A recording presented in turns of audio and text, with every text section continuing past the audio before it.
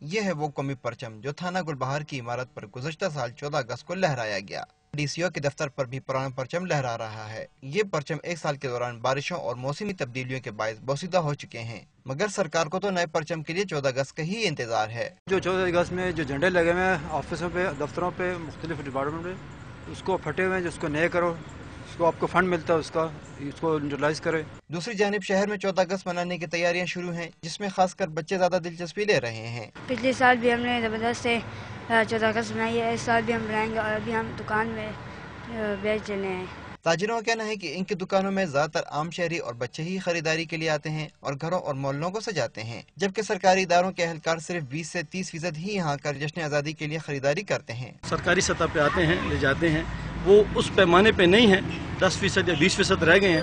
खैबर पख्तूनख्वा में 14 अगस्त की तैयारियां तो शुरू कर दी गई हैं, मगर गुलबहार पुलिस को अभी शायद मालूम ही नहीं कि जश्न आज़ादी में चंद ही दिन बाकी रह गए हैं। कैमरामैन इमरान हसन के साथ फखरुद्दीन सैयद, डॉन न्यूज़, पेशावर।